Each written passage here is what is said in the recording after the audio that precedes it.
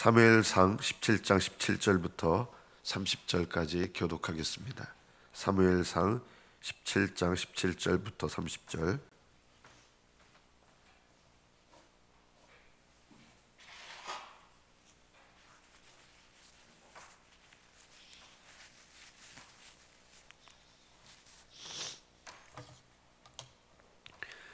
(17절부터) 교독합니다.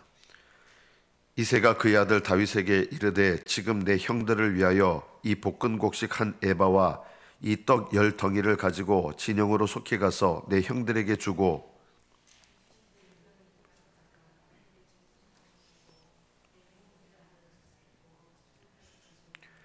그때 사울과 그들과 이스라엘 모든 사람들은 엘라 골짜기에서 블레셋 사람들과 싸우는 중이더라.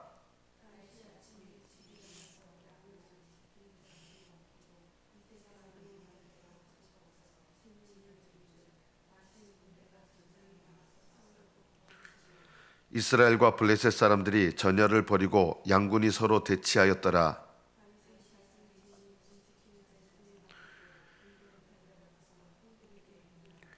그들과 함께 말할 때 마침 블레셋 사람의 싸움 도두는 가드 사람 골리앗이라 하는 자가 그 전열에서 나와서 전과 같은 말을 하며 다윗이 들으니라.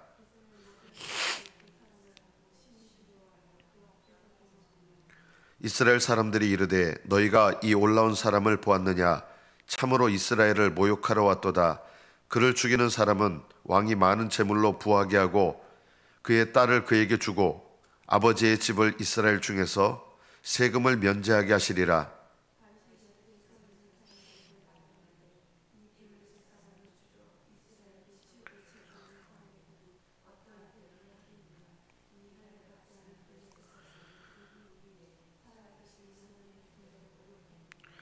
백성이 전과 같이 말하여 이르되 그를 죽이는 사람에게는 이러이러하게 하시리라 하니라.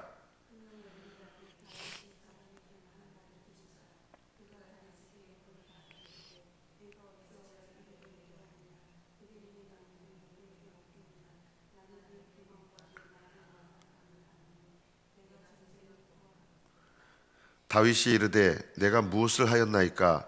어찌 이유가 없으리까 하고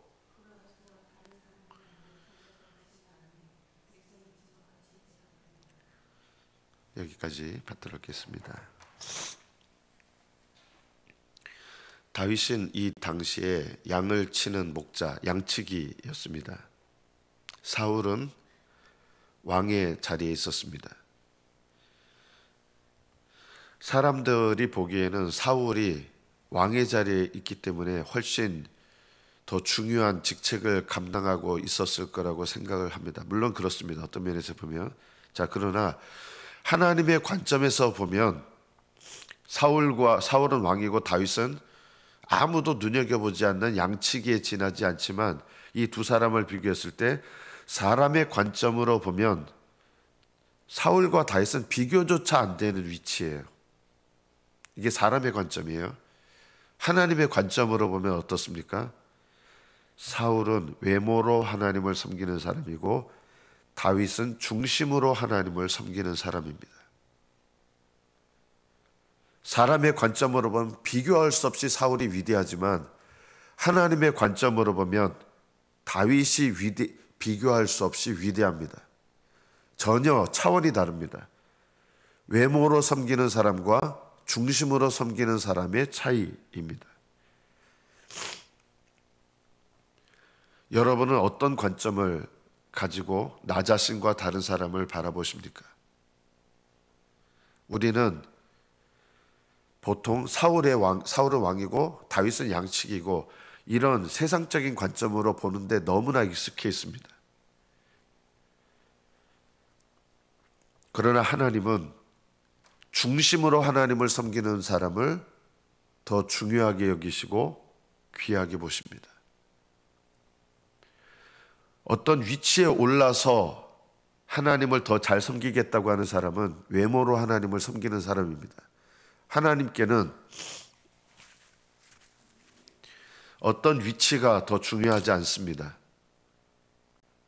중요한 것은 중심으로 하나님을 섬기느냐 하는 것입니다. 하나님은 여러분들이 더 사람들 보기에 위대한 위치에 올라갔다고 더 귀하게 여기시는 하나님이 아니십니다. 사람들은 사울이 훨씬 위대한 위치이기 때문에 더 귀하게 여기고 존귀하게 여겼을 것입니다. 그러나 하나님은 다윗을 더 귀하게 여겼습니다. 양치기에 지나지 않지만 중심으로 하나님을 섬기는 자를 하나님은 마음에 합하게 여기셨습니다.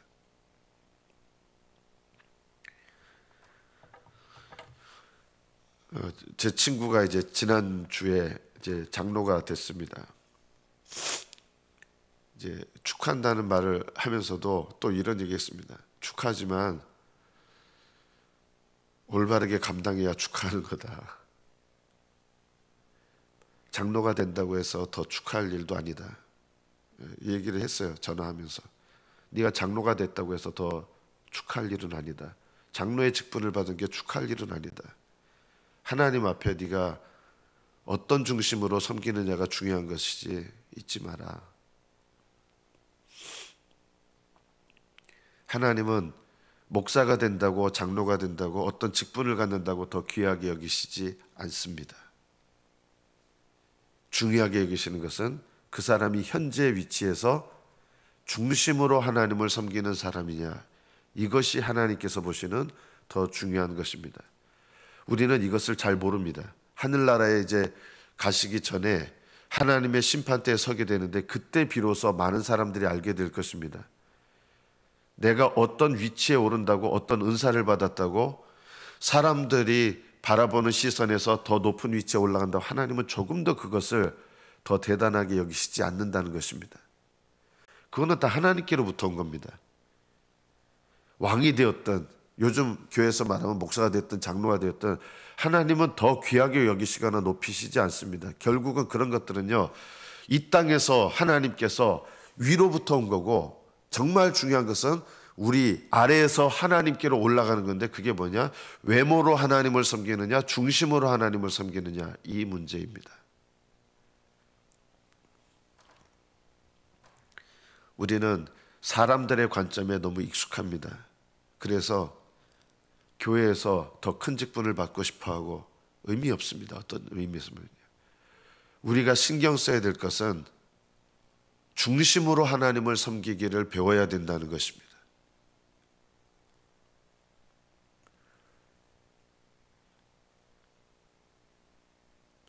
사울이 왕이 되었다고 해서 하나님께 더 귀한 존재가 되지 않았습니다. 오히려 그 왕의 직분 때문에, 왕의 직분을 아예 갖지 않았으면 사울은 겸손한 모습으로 살았을 것입니다. 그러나 이 왕의 직분 때문에 더 많은 죄를 짓게 됩니다. 어떤 분들은 그럴지 모릅니다. 그럼 하나님이 미리 아셨을 텐데 사울에게 아예 왕의 직분을 주시지 말으시지 그러셨어요. 이런 것들이 바로 하나님의 섭리에 대해서 오해하고 불만을 갖고 잘못된 생각을 갖는 것입니다. 하나님께서 어떤 직분을 주셔서 그 사람이 그 직분 때문에 잘못됐으면 하나님이 잘못된 겁니까? 아닙니다. 하나님께로부터 오는 것은 선합니다. 그 직분을 잘못 사용하는 것이 악한 것입니다. 하나님은 여러분이 직분을 받은 다음에 어떻게 될지 그거에 준해서 직분을 맡기시거나 하지 않습니다. 그런 거 생각하실 필요가 없습니다. 현재 내게 주신 상황과 위치와 질서 속에서 하나님 앞에 올바르게 응답하는 것이 필요합니다. 다윗은 가정에서부터 왕으로 기름 부음 받은 상태였지만 아직 사람들에게 공식적으로 왕이 된 상태는 아니에요. 그러니까 가정에서 아버지께 순종하고 형들에게 가져다 줄 여러 가지 떡덩이, 치즈덩이 이런 거 가지고 와서 순종합니다. 하나님께서는 먼저 뭘 배우게 하시느냐? 질서를 배우게 하십니다. 여러분 가정이 세워지려면 반드시 세워져야 되는 게 있는데요, 가정에서 영적 질서가 세워져야 됩니다. 교회가 세워지려면 반드시 일어나야 될 일인데 교회가 영적 질서가 세워져야 됩니다. 이런 것들이 세워지지 않으면 하나님께서 그 질서를 두신 가정이나 교회를 건강하게 세우시는 일은 일어나지 않습니다. 다윗은 가정 안에서 이 질서를 존중하는 법을 배웠습니다. 오늘 본문 속에서 이스라엘 백성과 블레셋이 전쟁을 벌이는데요.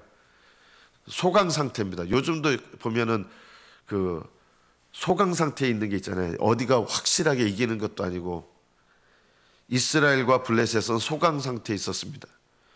이스라엘은 골리앗을 이기려고 하는 의지가 없었습니다. 블레셋에 대해서 물리치려고 하는 강한 의지가 없었습니다. 그러니까 계속 소강 상태에 있는 거예요. 이 이스라엘의 모습이 내 모습입니다. 우리 각자에게 돌아봐야 될 이 골리앗과 같은 제 모습들이 있거든요. 우리가요. 이 골리앗과 같은 죄의 모습에 대해서 그냥 내버려 두면 계속 모욕을 받으면서 이 상태를 벗어나지 못합니다. 이게 우리의 영적인 모습일 수 있어요. 영적인 단계를 뛰어넘지를 못합니다. 시간이 흐른다고 해서 이것이 바뀌지 않습니다. 40일 동안 골리앗이 조석으로 나와서 이스라엘 군대를 막 모욕하는데 이것을 이겨낼 의지가 없는 거예요. 목숨을 걸려고 하는 사람이 아무도 없죠. 어떻게 될 거라는 것을 두려워하기 때문에. 이 이스라엘의 모습을 통해서 하나님께서 우리에게 말씀하시는 게 이거예요. 우리 안에도 골리앗이 있거든요. 각자마다요. 근데 시간이 흐른다고 골리앗을 이기게 되지 않습니다. 신앙생활 보면 이 골리앗을 이기려고 하는 마음의 의지가 없는 분들은 죽을 때까지 그냥 골리앗이 조석으로 40일이라고 했지만 이 40일이라고 하는 것은 좀 상징적인 의미가 있어요. 땅에서의 고난, 땅에서의 시험의 기간을 상징하는 것입니다. 40일을 조석으로 몸을 나타내면서 하는데 결국은 아무런 이것을 이기려고 하는 반응을 못하는 것입니다. 이 이스라엘의 모습은 우리 모습이 될 수 있습니다. 하늘나라 가는 그날까지 영적으로 발돋움을 못해요. 성장을 못해요. 교회 생활 오래 해서 익숙해지는 것이 내가 영적으로 성장한다는 건 아니거든요.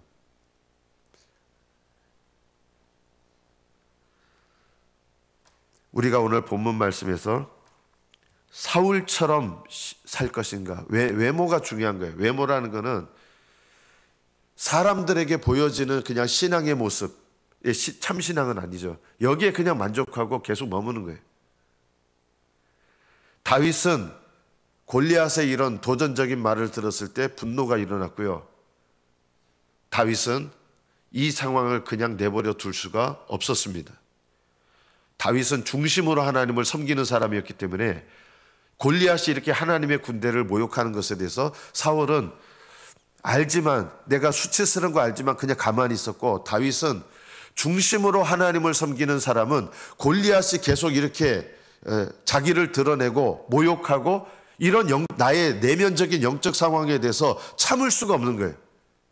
그래서 다윗은 이 상황을 그냥 내버려 두지 않습니다. 여러분은 사울처럼 신앙생활 하십니까? 다윗처럼 신앙생활 하십니까? 교회를 위해서 기도해도요, 사울처럼 기도하시는 분들은요, 그냥 현상 유지예요. 그냥 문제가 뭔지 알아도요, 그냥 문제를 그냥 놔둬요. 그런데 다윗처럼 중심으로 하나님을 섬기는 사람은요, 기도도 달라져요. 이 문제를 그냥 내버려 둘 수 없어요. 이 문제를 위해서 극복하기를 기도하게 돼요. 가정의 문제도요, 보면 사울처럼 가정의 문제를 놓고 기도해요. 그 문제를 정말 극복할 의지가 없어요. 그냥 기도 생활하는 것 같이 사람들한테 그렇게 보이는 것에서 만족해요.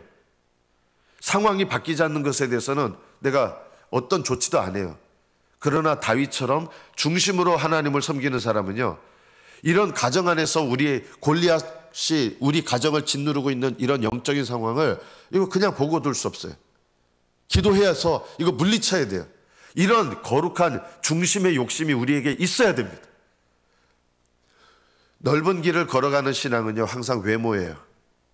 사람들 보기에 어떠한 그 정도 수준에서 더 이상 넘어가려고 하는 의지가 없어요. 그러나 중심으로 신앙생활하는 사람, 좁은 길을 가는 사람, 주님과 동행하려고 하는 사람은 이 골리앗이 계속 우리 가정에서, 우리 교회에서, 또 나의 삶의 현장에서 이렇게 내 영적인 성장을 방해하고 짓눌리게 만들고 이런 걸 그냥 내버려 둘 수 없는 거예요. 그래서 극복하게 되는 겁니다. 하나님 앞에 우리가 기도해야 될 것이 이것입니다. 사울처럼 외모로 신앙생활하는 것이 아니라 다윗처럼 중심으로 신앙생활하는 그런 믿음 되는 것, 이것이 내 인생을 복되게 하는 것입니다. 다윗과 같이 중심으로 신앙생활하시는 저와 여러분 되시기를 축복합니다. 이것이 우리에게 제일 중요합니다. 우리는 사람들의 시각으로 보면 문제가 있는데 이 문제는 놔두고 그냥 왕노릇을 하는 거예요. 이거는 아무 의미가 없습니다.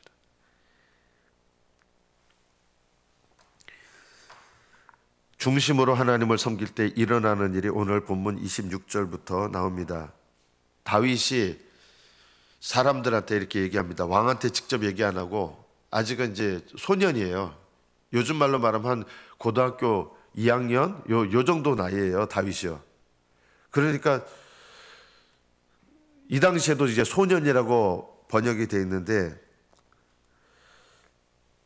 곁에 서 있는 사람들에게 다윗이 이렇게 얘기합니다. 이 블레셋 사람을 죽여 이스라엘의 치욕을 제거하는 사람에게는 어떠한 대우를 하겠느냐. 사실 다윗이 이 대우를 받으려고 하는 게 아니라 사람들에게 이것을 이렇게 이야기하면서 이 골리앗을 향한 거룩한 분노를 나타낸 거예요. 그래서 사람들에게 그 거룩한 분노를 나타내면서 사람들이 이 일을 하는 자에게는 사울이 이러한 일을 할 것이다. 이 말 속에 뭐가 있냐면요, 다윗은 자기뿐만 아니라 다른 사람들도 이 상태에 대해서 침묵하고 그냥 내버려두고 있기를 원치 않는 거예요. 중심으로 신앙생활하는 사람들은요, 나 혼자 신앙생활 잘하면 되지 이렇게 하지 않아요. 내가 속한 현장 속에서, 하나님이 내게 주신 현장 속에서 내 주변 사람들도 함께 분발시킵니다. 이게 중심으로 신앙생활하는 사람이에요. 저는 저와 여러분들이 이런 거룩한 욕심을 가지기를 축복합니다.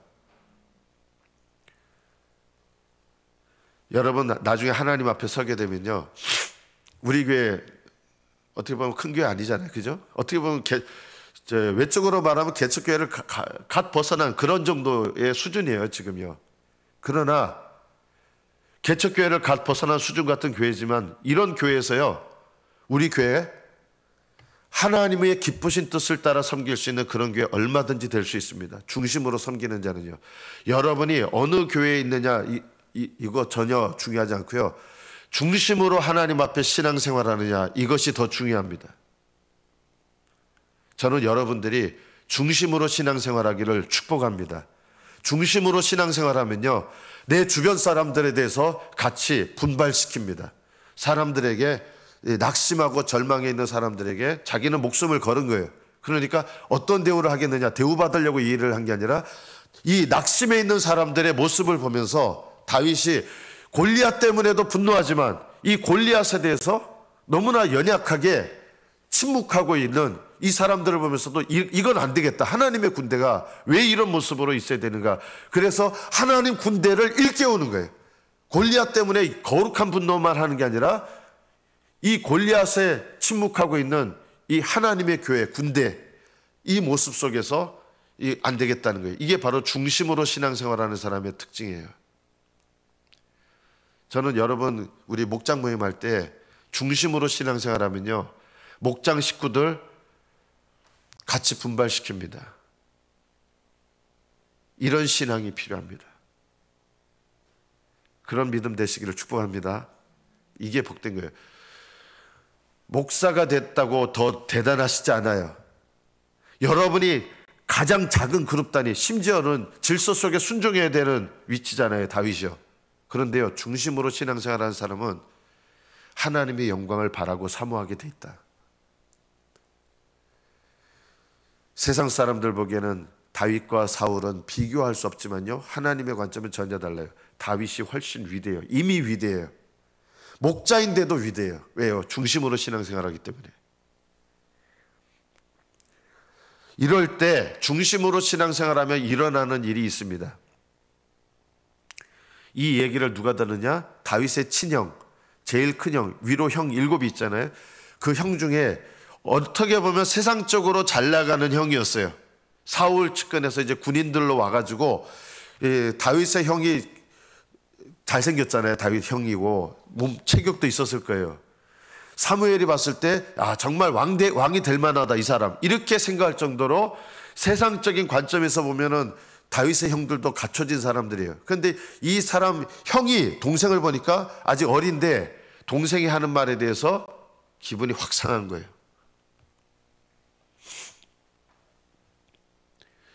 다윗은 하나님의 성령 안에서 중심으로 하나님께 믿음의 말을 한 거예요. 그리고 골리앗과 싸울 결심을 이미 하고 있었어요. 이 모습을 보고 형이 야, 너 참 대단하다 이렇게 되는 게 아니라 헐 이러는 거예요. 요즘 젊은이들 말로 말하면 야, 까불지 마. 너 교만한 거야. 이렇게 하는 거예요. 교만이 아니잖아요. 근데 엘리압, 제일 큰 형 엘리압이 네가 지금 교만한 말을 하고 있어. 이렇게 누르는 거예요. 네 마음이 지금 얼마나 완악한지 아냐? 이게 완악한 마음으로 말하는 게 아니에요. 네가 마음이 지금 교만하고 네 마음이 지금 너무나 완악하다. 이게 뭐예요? 다윗을 오해하는 말을 한 거죠. 자, 이럴 때 다윗이 어떻게 반응합니까? 내가 무엇을 하였나이까? 여러분 이 말을 잘 보셔야 돼요. 내가 무엇을 하였나이까? 내가 뭘 했는데요? 이거 아니에요. 우리는 보통 이렇게 반응하잖아요. 내가 오해를 받아요. 하나님 뜻대로 했는데 하나님 뜻대로 하는데 오해를 받아요. 그러니까 보통 반응은 내가 뭘 했는데 그러세요? 이렇게 하죠. 근데 다윗은 이런 말이 아니에요. 형의 비난과 오해와, 사람이 오해받을 때 제일 억울하거든요. 이렇게 하나님 뜻대로 내가 뭐를 하고 하나님 뜻대로 내가 말을 하는데 오해를 받아요. 왜 오해를 받느냐? 이런 일이 일어나는 거예요. 시기하는 마음으로, 또 형이 봤을 때 형이 사무엘이 와가지고 자기 동생한테 주목한 거 알고 있을 거 아니에요. 사람들한테 알리지 않았지만 다윗이 기름 부음 받은 거 알고 있었을 거라고요. 그러니까 동생에 대해서 열등감과 또 비교의식이 있었어요. 그 마음속에서 동생이 믿음으로 바라는 말에 대해서 이게 좋게 들리지 않는 거예요. 그래서 네가 교만하고 지금 네 마음이 완악하다. 그리고 전쟁 구경하러 왔냐? 이렇게 오해하는 말을 계속 퍼부어요. 그러나 다윗은 이렇게 반응하는 거예요. 형님, 제가 이유가 있어서 그랬습니다. 이런 어투로 얘기한 거예요, 여러분. 제가 무엇을 하였나이까? 제가 이유가 있어서 이렇게 얘기했습니다. 이렇게 말하는 거예요. 이 다윗의 태도가 뭔지 아십니까? 이게 바로 억울한 상황 속에서 온유함으로 반응하는 것입니다. 하나님의 일을 하려고 목숨 걸었는데 내게 돌아오는 것이 비난과 오해와 나를 왜곡해서 하는 말들, 사람들 들리게 형이 나를 왜곡하는 거예요. 이런 말을 들으면 내가 순수하게 하나님의 일을 하려고 그랬는데 내가 이런 오해와 비난을 받는다? 이것 때문에 우리가 보통 일어나는 반응이 혈기가 일어납니다. 분노가 일어납니다. 그러나 다윗은 온유함으로 반응하고 침착하게, 그렇다고 무조건 이렇게 침묵만 한 것은 아니고 온유하게 반응하고 때를 따라 해야 될 말은 올바르게 하였습니다. 예수님께서도 분노함으로 말씀하신 적이 없으십니다. 오해받으신 적 많았습니다. 사람들이 모욕했습니다. 그러나 예수님은 부드럽고 온유한 말투로 내가 무엇을 잘못했냐, 잘못한 것이 있으면 내게 이야기하라 하면서 온유하면서도 올바른 말씀을 하셔야 될 때는 하셨던 것입니다. 우리가 이런 다윗의 마음과 태도를 배워야 된다. 우리는 특히 주의 일을 한다고 할 때 오해와 시기와 이런 일을 당할 때 못 참습니다. 그러나 주님께서 오늘 본문을 통해서 우리에게 말씀하시는 게 뭐냐면, 네가 나를 위하여 일할 때 오해를 받게 되고 시기를 받게 되고 오히려 내 순수한 마음의 동기가 왜곡돼서 나를 비난하는 말로 사람들한테 전파될 때, 그럴 때가 바로 내가 혈기를 주게 될 때고 온유함으로 반응해야 될 때인 것입니다. 이것이 오늘 우리가 본문을 통해서 배워야 될 일입니다. 중심으로 하나님을 섬기십시오. 여러분이 있는 현장에서 중심으로 하나님을 섬기십시오. 그리고 질서를 존중하시되 억눌린 질서에 침묵하지는 마십시오. 다윗은 이런 사울과 이스라엘 백성들의 상황에 대해서 같이 똑같이, 이거는 질서에 순종하는 게 아닙니다. 골리앗에 대해서 중심으로 섬기는 사람은 거룩한 분노가 일어났고 이 상황을 그냥 내버려 둘 수가 없었습니다. 그래서 중심으로 섬기는 사람은 가정 안에 있으면 가정을 변화시키고, 교회 안에 있으면 교회를 하나님의 뜻 가운데 세우고, 사람들 가운데 있으면 사람들을 하나님의 뜻 가운데로 분발시키고 함께 역사합니다. 마지막 세 번째, 하나님의 뜻을 이루는 일에 있어서 우리는 오해와 시기와 질투를 받게 될 때 우리가 반응해야 될 모습은 분노와 혈기가 아니라 온유함으로 반응하는 것, 이것이 하나님을 중심으로 섬기는 자들에게 기억해야 될 영적인 태도입니다. 하나님 앞에 다윗처럼 중심으로 하나님을 섬기고 중심으로 반응하고 중심으로 여러분의 신앙의 현장 속에서 승리하시는 저와 여러분 되시기를 축복합니다. 기도하겠습니다.